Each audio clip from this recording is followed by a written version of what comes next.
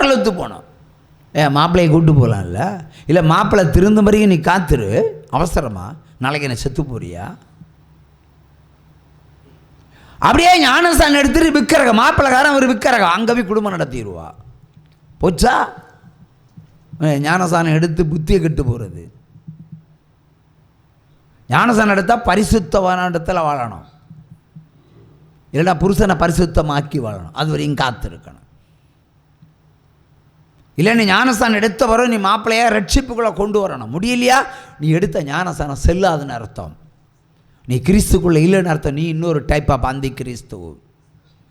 அதான் ஆண்டவர் சொல்ல 1 கொரிந்தியர் 8:5-6-7-8 மேலே வானத்திலும் பூமியிலும் தேவர்கள் எனப்படுவர்கள் உண்டு, அநேக கர்த்தாக்கள் உண்டு, பிதாவாகிய தேவனால் கொடுக்கப்பட்ட ஒரு இயேசு கிறிஸ்து உண்டு.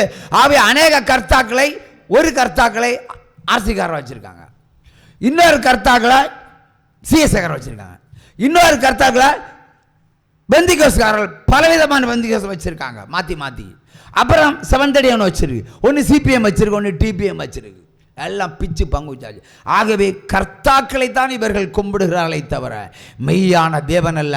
பிதாவாகிய தேவனால் கொடுக்கப்பட்ட ஒரே இயேசு கிறிஸ்துவினுடைய போதனைகளை எவன் பெற்றுக்கொள்கிறானோ, எவன் கீழ்ப்படுகிறானோ அவன் தாயா கிறிஸ்தவன். மற்றெல்லாம் அந்தி கிறிஸ்து சபைகளும் அந்தி கிறிஸ்துடைய விசுவாசிகளும். உற்சாகமாக கையை தட்டுங்க. அவங்க கன்னத்தில் அடிக்கிற மாதிரி அடிங்க. அல்லேலூயா. இயேசு கிறிஸ்துனுடைய வசனத்துக்கும் கீழ்ப்படிய மாட்டாங்க. எலியாவுக்கு ஒரு கோயில் இல்லை உலகத்தில். எலியாவுக்கு கோயில் இருக்கா? தாவீதுக்கு ஒரு ஆலயம் இல்லை, யாக்கோவுக்கு ஒரு ஆலயம் இல்லை, ஈசாக்குக்கு ஒரு ஆலயம் இல்லை. முந்தா நாள் வெற்ற தூதர்களுக்கெல்லாம் ஆலயம். பைபிளில் இருக்கிற கதாபாத்திரங்களுக்கு ஆலயம். ஏன் ஆபிரகாம் ஒரு ஆலயம் வச்சிருக்கலாம்ல? அவர்களெல்லாம் தேவனை கனப்படுத்தினார்கள், தங்களுக்கென்று வாழவில்லை, கர்த்தருக்கென்று வாழ்ந்தார்கள், கர்த்தருக்கு சாட்சியாக இருந்தார்கள். அவர்களுக்கு ஆலயம் தேவையில்லை. ஆனால் நடுவழியில் வந்தவங்களுக்கு எல்லாம் நீ தேவாலயங்கள். தேவனுடைய ஆலயங்களே இயேசு கிறிஸ்து தான் கட்டப்படணும். நீ தூதர்களுக்கெல்லாம் கட்டி வச்சிருக்கனால தான் அவர் சொன்னார், நீ மனுஷன் கட்டுறதில் வரமாட்டேன்னு. அவரே சொல்லிட்டார்ல, நீலும் கட்டுறதில் வரமாட்டேன். அர்த்தம் இதுதான். கீழ்ப்படுதல் இல்லை, வேத வசனத்தினுடைய தெளிவு கிடையாது, தேவ வசனுடைய புத்தி கிடையாது. ஆகவே இந்த உலகத்தை நீங்கள் ஜெயிச்சா மட்டும்தான் இந்த மாதிரி சபைகளை நீங்கள் ஜெயிக்கணும். இந்த மாதிரி சபைகளை ஜெயிக்கணும். இன்னைக்கு ஒவ்வொரு சபைகளும் ஒவ்வொரு விதமாக இருக்கிறது. எல்லாம் டைப் ஆஃப் ஆன்டி கிரைஸ்ட். அவன் கர்த்தாக்கள்னு ஆண்டவரை சொன்னார். ஆளுக்கு ஒரு கர்த்தாக்களை வச்சுட்டாங்க. அவன் சொல்லுவான் நீ நகையை கழட்டுன்னு சொல்லுவான், ஒரு சபை உருவாச்சு. இன்னொரு அந்தி கிறிஸ்துவர் சொல்லுவான் நீ சட்டையும் காலரையும் எல்லாம் வெட்டி போடு, தலையை மொட்டையை அடிச்சுட்டு பரலோகம் போகலாம். அவன் அப்படியே நம்பி மொட்டையை அடிச்சுட்டு மொட்டை சபைகளாக மாறிவிட்டது. என்ன சபை? மொட்டை சபைகள். உற்சாகமாக கையை தட்டுங்க. உண்மையைத்தான் சொல்கிறேன், மொட்டை சபைகள். அல்லேலூயா.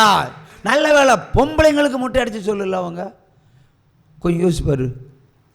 இப்போ மொட்டை அடித்த ஆம்பளை பரலத்து போகிறான், அப்போ மொட்டை அடித்த பொம்பளையும் பரலத்து போகலாம்ல.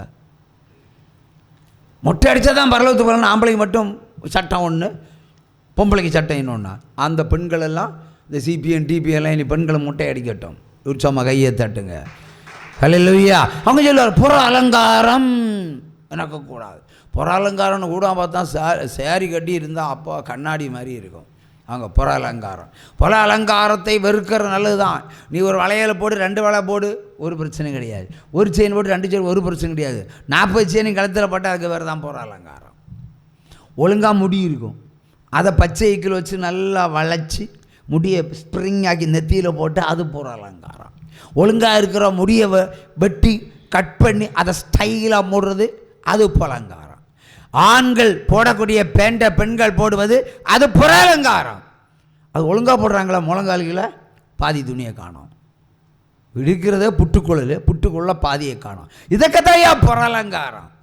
அவ எதை குறித்து நீங்கள் நினைக்கிறீர்கள்? பரலோகம் போக வேண்டுமானால் வேத வசனம். ஸ்திரீயின் உடையை புருஷன் அணியக்கூடாது, புருஷன் உடையை ஸ்திரீ அணியக்கூடாது சொல்லியிருக்கார் உபாகமம் 22:5. யார் கீழ்ப்படுகிறது? கீழ்ப்படுகிறதே இல்லை. பெத்தவங்களை கண்ணாடி மாதிரி உடைகளை சிறு பிள்ளைகளுக்கெல்லாம் தைத்து கொடுக்கிறார்கள். ஆகவே பெத்தவர்கள் எல்லாம் மாவாட்டு மிஷினில் போட்டு அரைக்கணும். ஒரு சம கையை தட்டுங்க. பிள்ளை கேட்டால் கொடுக்கலாமா? இல்லை இந்த ஆடை தான் எனக்கு வேணும், பிள்ளை அடம் பிடிச்சா அடியை கொடுக்கணும். ஏவாளுக்கு அன்னைக்கு ஆதாம் ஒரு அடியை கொடுத்துருக்கலாம். அவன் கொடுக்கல. அவன் பழத்தை கொண்டு வந்து அவன் அப்படி ஒரு நளினமாக நடந்து வந்ததும் இவனுக்கும் இச்சை பாதி ஏறிச்சு. எவாளே கையில் என்ன, பாதி பழம் தான் சாப்பிட்டேன், பாதி பழம் தான் இருக்குது. அவனும் சாப்பிட்டான். அவனும் தேவர்களை போல் ஒரு சாத்தானை போல் ஆகிட்டான். அங்கே தான் கீழ்ப்படிதலை விற்று விட்டார்கள். தேவனுடைய மகிமை அவர்கள் இழந்தார்கள். அதுக்கப்புறம் தான் ஆண்டவர் சொன்னார், ஆதாமே நீ கஷ்டப்பட்டு வேர்வை சிந்தியும் சாப்பிட்டுக்கோ, வேறு சிந்தி சாப்பிட்டுக்கோ, உனக்கு இலவசமாக கொடுத்தேன், இந்த அருமையான தோட்டத்தை தந்தேன், இனி உனக்கு அது ஆகாது. ஏவாளே நீ கஷ்டப்பட்டு பிரசவிச்சுக்கோ, உனக்கு 3 நாள் இருக்கிறத நீ 7 நாள் பிறந்தாலாம் படுவான், முடிஞ்சால் 15 நாள், முடிஞ்சால் 30 நாள் நீ ரத்த பகல் துடிச்சு சாகணும். அதான் ரத்த சோகை, உனக்கு ஒரு தண்டனை. ஸ்திரீ மேலே ஆண்டவருக்கு கோவம் அதிகம். அவ ஸ்திரீ நிமித்தம் தான் ஆம்பளை தப்பு பண்ணுறான். ஆதாம் அப்படித்தான் பண்ணிட்டான். என்ன செய்யணும்? ஆண்டவர் சொன்ன பழத்தை நீ ஏன் சாப்பிட்டாய் என்று அவளுக்கு தலைமுடிய 3 சுத்திட்டு கையை தூக்கி 4 போட்டிருந்தா வேதம் வேற மாதிரி வந்திருக்கும். ஆக வேதம் சாபத்திலிருந்து ஆரம்பிச்சது, ஆண்டவருடைய சாபத்திலிருந்து வெளிப்பட்டது. ஆதாமை சபித்தார், ஏவாளை சபித்தார், காயினை சபித்தார். அந்த 3 பேருடைய சாபத்தினுடைய பிள்ளைகள் நாம். இன்றைக்கும் அப்படித்தான் இருக்கிறான், திருந்தவே மாட்டான், வணங்கா காலத்துள்ள ஜனம். இன்னைக்கும் விக்கிரத்தை கும்பிடுகிறான், இன்னைக்கும் சுர்வத்தை கும்பிடுகிறான், இன்னைக்கும் பிடிவாதத்தில் வாழ்ந்து கொண்டிருக்கிறான். எதுக்கு மருந்துண்டு? பிடிவாதம் மருந்துண்டா? பிடிவாதம் மருந்துண்டா பிரதர்? கிடையாது. கைவிட்டு வராண்டா. ஆகவே அன்றைக்கு உலகத்தினுடைய ஆசைக்காக, உலகத்தினுடைய ஒரு உணவுக்காக தேவனுடைய வார்த்தையை கைவிட்டதுனால தேவன் இந்த உலக ஜனங்களே கைவிட்டார். கைவிட்டுட்டு என்ன சொன்னார்? ஆதாமை ஏவாளையும் துரத்தினார் ஏதேன் தோட்டத்தை விட்டு. நீங்க இருக்கக்கூடாது, வெளியே போ என்று சொன்னார். என்னுடைய மகிமைக்குள்ள தோட்டத்தில் உனக்கிடம் இல்லை என்று சுடரொளி பட்டயத்தை அந்த ஏதேன் தோட்டத்தின் வாசலிலே காக்கும்படியா வைத்தார். ஒரு ஆம்பளையும் ஒரு பொம்பளையும் உள்ள போகக்கூடாது. அது சுடரொளி பட்டயமா சுற்றி கொண்டே இருக்கும். நீ போ, இனி இந்த உலகத்தை ஜெயிச்சிட்டு வா. அதன் ஜெயங்கொள்ளுகிறவன் எவனோ அவனுக்கு பரதேசின் மத்தியில் இருக்கிற ஜீவவிருட்சத்தின் கனிகளை கொடுப்பேன். ஜெயம் கொள்ளுகிறவன் எவனோ அவனை என்னுடைய ஆலயத்தில் தூணாக மாற்றுவேன். அதை யாராலும் பிரிக்க முடியாது. அவை நீங்கள் ஆண்டவருடைய ஆலயத்தில் தூணாக இருக்க பாருங்க. இந்த டூப்ளிகேட் சபைகளுக்குள்ள போய் தூணாக இருக்க ஆசைப்படாதீர்கள். இயேசு என்ன சொன்னார், பைபிள் என்ன சொல்லுகிறது, அதை பின்பற்றுகிறவன் தான் உண்மையான சபைக்குரியவன். அவர் சபைகளை பிரித்து வைக்கவில்லை. நீ எந்த சபைக்குள்ள இருந்துட்டு போ, எங்கேயும் போ. என்ன கேட்டால் சபரிமலையில் போய் நான் முழங்கால் பட்டி ஜெபம் பண்ணால் இயேசு கிறிஸ்துவை பார்த்துட்டு தான் வருவேன், பேயை அழிச்சுக்கிட்டு தான் வருவேன். இது நம்ம கான்ஃபிடன்ஸ். எங்கேயும் போ, எல்லாரும் பைபிளை தான் பிரசங்கம் பண்ணணும். ஆனால் நீ பெற்றுக்கொள்ள வேண்டியதை பெற்றுக்கொள்ளாமல் எதை கேட்டாலும் பிரயோஜனம் இல்லை. உன் இருதயம் அழுகிறதா? உன் இருதயத்தை கிழித்துக்கொள் சொல்றார் ஆண்டவர். இருதயத்தை கிழித்து என்னை நோக்கி கூப்பிடு. யார் இருதயத்தை கிழிக்கிறது? சுரூபங்களை கண்டா, விக்கிரங்களை கண்டா கண்ணீர் மட்டும் வரும். இருதயத்திலிருந்து கண்ணீர் வருகிறதா? இருதயத்தின் ஆழத்தில் இருந்து மெய்யான ஒரு விண்ணப்பம் வந்தால் எந்த வியாதியையும் ஒத்த நாடியில் சொஸ்தமாக்கிட்டு போவார். அதான் நம்முடைய தேவன். உற்சமாக ஏற்றலாம். இந்த டூப்ளிகேட் விண்ணப்பங்கள்லாம் அவருக்கு ஆகாது. அல்லேலூயா. ஆகவே ஜெயிச்ச பாருங்க, இந்த பிரமாணங்களை பின்பற்ற பாருங்க. யாக்கோபு 1:22 என்ன சொல்லுகிறது? யாக்கோபு 1:22 என்ன சொல்லுகிறது?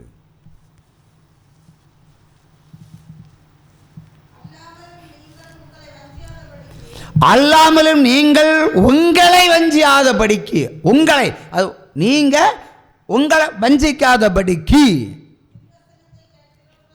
திருவசனத்தை கேட்கிறவனாயிராமல் அதன்படி செய்கிறவருமாயிருங்கள். ஸோ செய்கிறடிச்சுன்னா வசனத்தை நீங்கள் சிலையாக செய்கிறது இல்லை, அந்த வசனம் என்ன சொல்லுகிறோ அதை கேட்கணும். இப்போ நான் சொல்லுவேன், சில ஜெபம் பண்ணும்போது சில வீடுகளில் மந்திரவாத கட்டுகள் தெரியும். அப்போ சொல்லுவார், நாகும் 1:15, இதோ புதிய சுவிசேஷத்தின் கால்கள் சீயோனில் இறங்கி வருகிறது. யூதாவே, உன் பண்டிகை ஆசரி, நீ உன் பொருத்தனையை செலுத்த. துஷ்டன் இனி கடந்து வரான், துன்மார்க்கன் முற்றிலுமாய் சங்கரிக்கப்பட கடவன். ஆகிய பொருத்தனை செலுத்து, உன் வீட்டுக்குள்ள நடமாடுற வாதையெல்லாம் ஆண்டவர் அழிச்சு போடுவேன்னு சொல்கிறாரு. உடனே சொல்லுவாங்க, ஆமாம் பிரதர், ஓகே ஓகே ஓகே. 1 மாதம் 2 மாதம் 3 மாதம் வருமா, அப்புறத்தில் அங்கேருந்து ஃபோன் வரும், பாஸ்டர் 3 மாதமாக அந்த வசனத்தை படிச்சுக்கிட்டு இருக்கிறேன், ஒரு அற்புதத்தையும் நடக்கலையே. அப்படின்னா 3 மாதம் அந்த வசனத்தை நீ படிக்கிறியா? ஆமாம் பிரதர், நீங்கள் தான் அன்றைக்கி சொன்னீங்க. அப்படியே படிக்கிறேன். வசனத்தை படித்து அதன்படி நடனில் சொல்லியிருக்கிறேன். என்ன சொல்லு? பொருத்தனை செலுத்தல சொன்னார். எங்கே பொருத்தனை செலுத்தின? நான் வசனம் தான் படிக்கிறேன், பொருத்தனை செலுத்தல. அதான் அறவேக்காடு கிறிஸ்தவர்கள். இப்போ ஒரு வெஜிடபிளோ இல்லைன்னா ஒரு மாംசமான இறைச்சியோ அறவேக்காடு சாப்பிட்டா டிசென்ட்ரி தான் உண்டாகும். இது டிசென்ட்ரிக்குரிய விசுவாசம். இயேசு கிறிஸ்துவ சொன்னார், தோமாவுடைய சந்தேகத்தை பார்த்து அவிவிசுவாசியாய் இராதே, அவிவிசுவாசி இராதே. பொருத்தனை செலுத்தினா ஓடி போய் செலுத்து. அதை செய்ய மாட்டான், ஆனால் வசனத்தை படிக்கிறோம். ஆனால் டாக்டருக்கு முதல்ல அங்கே கொண்டு கொடுத்துருவோம், சூட்கேஸோடு தான் போவோம். ஒரு கேன்சர் வியாதி வரட்டு சூட்கேஸோடு தான் போகும். ஒரு இருதய வியாதி சூட்கேஸோடு தான் போகும் மருத்துவமனைக்கு. பணத்தை கொடுத்து மருத்துவத்தில் விடுதலை பெறலான்னு நினைக்கிற கூட்டம். அதை காணிக்கையா கர்த்தர் கொடுத்து ஒரு விடுதலை பெற்றால் என்ன? நீ மருத்துவமனை போறிய 5 லட்சத்தை கொண்டு அதில் ஒரு 50,000 தசமாக ஒரு ஏழைக்கு கொடுத்துட்டு போக முடியுமா? இல்லாதவனுக்கு கொடுன்னு இயேசு சொன்னார், ஏழாதவனுக்கு கொடுன்னு சொன்னார், ஒன்றுமில்லாதவனுக்கு கொடுன்னு சொன்னார், விதவைக்கு கொடுன்னு சொன்னார், கைம்பனு கொடுன்னு சொன்னார். குடனு கொடு, செவிடனு கொடு, முடவனு கொடு. எவன் இதெல்லாம் பின்பற்றுகிறான்? பின்பற்றாதவர்களெல்லாம் கிறிஸ்தவர்கள் கிடையாது. டாக்டர்கள் கொடுக்கறது அந்தி கிறிஸ்துவின் கூட்டம். ஏன்னா அவனுக்கு விசுவாசம் கிடையாது. ஆனால் சொல்லுவான், எல்லா பாஸ்டும் ஃபோன் போட்டு சொல்லுவான். அதாவது நாகர்கோவில் இருந்து திருவனந்தபுரத்துக்கு ஒரு பேஷண்ட் போகிறான்னு வச்சுடுவோம். நார்மலில் வண்டியில் ஏறி உட்கார்ந்ததுன்னு சொல்லுவான், பாஸ்டர் ஆஸ்பத்திரி போகிறேன் ஜோம் பண்ணுங்க. தக்கலை வருவான் சொல்லுவான், இன்னொரு பாஸ்டர் ஃபோன் போட்டு, பாஸ்டர் ஜோம் பண்ணுங்க, நான் ஆஸ்பத்திரி சர்ஜரிக்கு போகிறேன். அடுத்து மார்த்தாண்ட பருவம் சொல்லுவான், இன்னொரு பாஸ்டர் நான் ஜோம் பண்ண போகிறேன், அந்த ஆஸ்பத்திரிக்கு போகிறேன், எனக்கு நீங்கள் ஜோம் பண்ணுங்க. அப்புறம் களியக்கவலை, அப்படி போகிற பாரசாலை, நெய்யாற்றங்கிற நிம்ஸு ஏரியா எல்லாம் தாண்டி போகும். ஏழு ஒரு 10 ஊழியக்காரட்டு போய் ஒரு ஊழியக்காரன் ஜெபிச்ச போகிறாதையா, உனக்கு 10 ஊழியக்காரன் எதுக்கு? உனக்கு விசுவாசமே இல்லை. நீ விசுவாசம் உள்ள இருந்தால் நான் மருத்துவமனை போக மாட்டேன், உங்கள் சபையில் தான் உட்கார்ந்துருக்கிறேன், எனக்கு வியாதியை குணமாக்கினவர் தான் போவேன்னு சொல்லி பார்க்கணும். அது விசுவாசம் இல்லை. எல்லா பணத்தையும் கொண்டு நான் ஒரு ஏழைக்கு கொடுத்து போயிட்டுருக்கிறேன். நீ ஏழை கொடுத்துட்டு செத்தா கூட பரலோகத்துக்கு போகலாமே. டாக்டர்மார்கள் கொடுத்துட்டு செத்தா பரலோகத்துக்கு போக முடியுமா? முடியவே முடியாது. அவர் சொல்லுவார், நீ அவிவிசுவாசி, என்னை நம்பவில்லை, நீ மருத்துவத்தை நம்பினாய். அங்கே என்ன கொடுப்பாங்க? ஒரு பச்சை தண்ணி மாதிரி ஒரு ஊசி, பச்சை தண்ணி மாதிரி ஒரு ஊசி கொஞ்சம் செலுத்துவாங்க, இல்லைன்னா 2 கிழங்கு மாத்திரை வாயில் போடுவாங்க. ஆனால் உங்களுக்கு திருப்தி. ஏன்னா ஏசி ரூமில் 10 நாள் உட்காந்தாச்சு, டாக்டர் முறை ரொம்ப கவனிச்சாச்சு, டீ சாப்பிட்டியம்மா, தண்ணி குடிச்சியா, மாத்திரை சாப்பிட்டியா, அவன் சொல்லும் போதெல்லாம் அவனுக்கு பில்லு டபுளாக ஏறிட்டு இருக்கு என்பதும் உண்மை. நீங்கள் டாக்டர் என்ன அன்பு வச்சு விசாரிக்கிற நல்ல ஆஸ்பத்திரின்னு. என் பொண்டாட்டியும் அப்படி ஒரு ஆஸ்பத்திரியை செலக்ட் பண்ண நாள் ஒரு முறை டாக்டர் சொல்கிறாரு, ஹீமோ 4 கிலோ வந்தாச்சு, 3 கிட்ட வந்தாச்சு, 3 கிட்ட வந்தாச்சு. ஒன்று யூட்ரஸை தூக்கி எறி, ஆனால் யூட்ரஸ் மட்டும் தூக்கப்படாது. அவனு சாவணும் மாட்டான். சாவு வந்தால் என்னிட்ட கேட்டு தான் வரும். இந்த ஊழியம் அப்படி தான், சாவு வந்தால் எங்களுக்கு தெரியாமல் சாவு வராது. இந்த சபையில் 1 நாள் வந்தாலும் 2 நாள் வந்தாலும் சாவு வந்தால் எனக்கு தெரிஞ்சு தான் வரும், தெரியாமல் வரவே வராது. குறிச்ச மகையை தட்டுங்க. நான் இதை சொல்லுகிறேன். ஆனால் கட்டாயப்படுத்தி என் பொண்டாட்டி மாமிசத்தில் அந்த ஏவாள் மாதிரி ஒரு நாள் பேசினான். நான் செத்துட்டு இருக்கிறேன், என்ன ஆஸ்பத்திரி கூப்பிட்டு போக மாட்டேலா, ப்ளீஸ் ப்ளீஸ் ப்ளீஸ் என்ன ஆஸ்பத்திரி கூப்பிட்டு போங்க. நான் சொன்னேன், நீ போய் கட்டில் போட்டு நான் வரேன், ஜோம் பண்ணுறேன், உனக்கு ஹீமோ 3 இருந்தால் நான் 9 நான் மாற்றி காட்டுறேன், ஜெபிச்சு மாற்றி காட்டுறேன். எத்தனை பேருக்கு மாற்றி காட்டியிருக்கேன், உனக்கு காட்ட முடியாதா? ஐயோ இன்னும் செத்து போகிற மாதிரி இருக்குது, நாளைக்கு அடுத்த பீரியட் டேட்டு வேற, அவள் இருக்கிற 3 போனால் நான் ஜோலி இருந்து போச்சு, அவள் ஆண்டவரில் என்ன நம்பிக்கை இருக்கு உனக்கு? இன்னைக்கு இவள்கிட்ட கேட்குறேன். அன்னைக்கு அதை கேட்டேன் அவள்கிட்ட. சுமார் 15 வருஷம் இருக்கும்னு நினைக்கிறேன், அட்லீஸ்ட் 10 வருஷமாக தான் இருக்கும். வழி இல்லாமல் கொண்டு போட்டேன். உலகத்தை நம்ப நான் எவ்வளோ உபத்திரம் உண்டு என்பது கிடையாலாம். அவர் சொன்னார், உனக்கு பிளட்டு உலகத்திலேயே கிடைக்காது, அடைச்சி தான் ஆகணும், வேறு வழி இல்லை. ஆனால் நீ ஒரு புருஷனானு கேட்டால், நான் ஊழிய போகிறைய மாற்றி வச்சுட்டு அவளுக்கு புருஷனாக கொண்டு ஆஸ்பத்திரியில் போட்டேன். எங்கள் ஆசைலாம் இனி ஆஸ்பத்திரிக்கு போக போகுதுன்னு. ஒரு வத்தல் பாக்கெட்டு விற்றா என்ன கிட்டும்? ₹1 கிடைக்கும், ₹1.5 கிடைக்கும். அதை 50,000 ஆகுன்னா எவ்வளோ வத்தல் முளை விற்கணும்?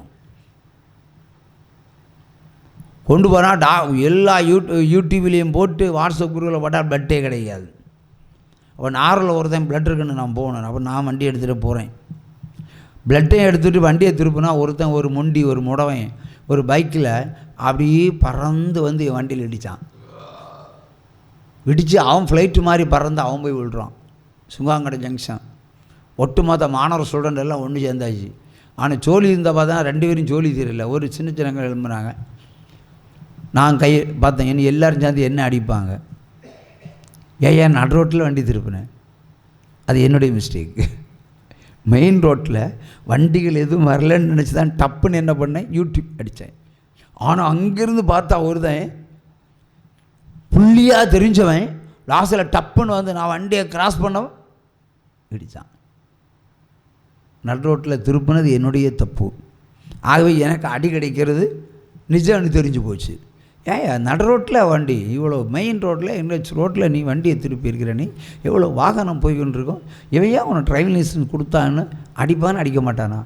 நான் வேறு வழி இல்லை, அடியிலேருந்து தப்புறதுக்கு ஒரே வழி இந்த பிளட்டு பாட்டிலோட வெளியே இறங்கினேன். அவசரம் ஆஸ்பத்திரியில் நல்ல வேலை அடியிலேருந்து தப்புனேன். காரணம் இவளுடைய